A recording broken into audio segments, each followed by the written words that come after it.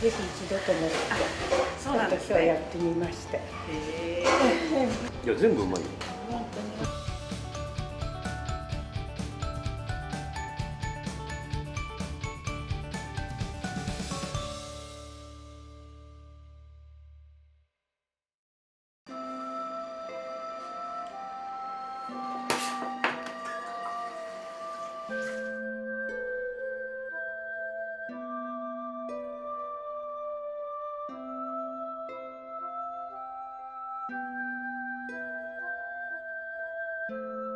なんか重いものを持ったりするのがなかなかできなかったのでおかしいなと思ってたんですけど、この筋肉を取って調べたら筋実装比って言われたんですね。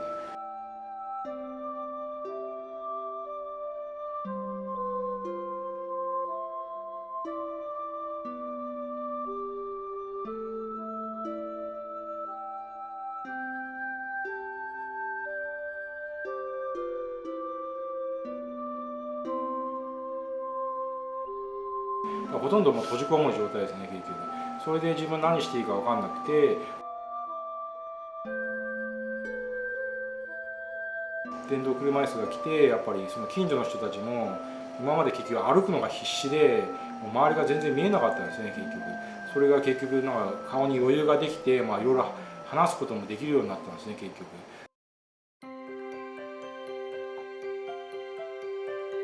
カラオケ好きだったんで、それを目の見えない人も一緒にじゃあカラオケやろうっつってカラオケ教室に最初に行った時に、その目の見えない人のガイドをやったのが彼女だったの。そこで最初に出会ったので。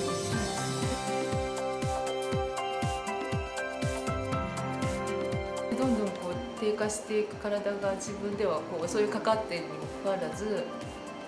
なんかそれをこう不自由だって思わない感じを見せるんですよね全然それを感じさせないんですよね。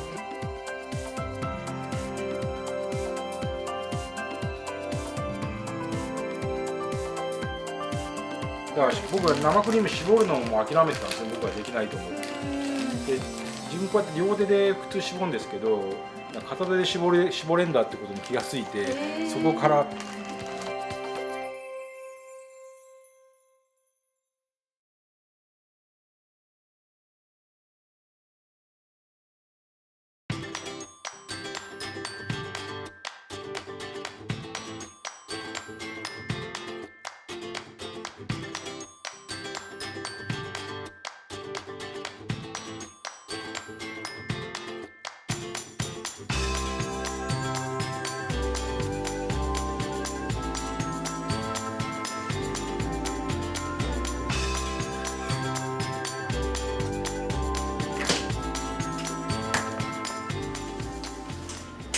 スペースが広く取られていますね。そうですね、これ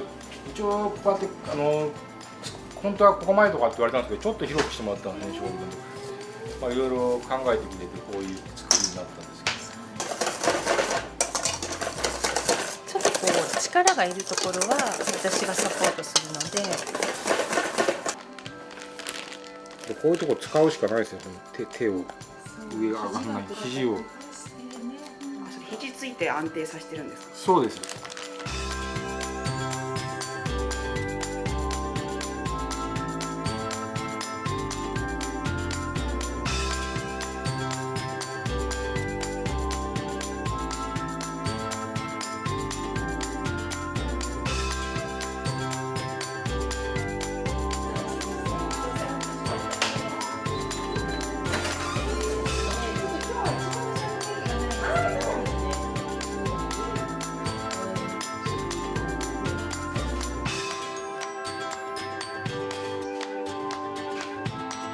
美味しい。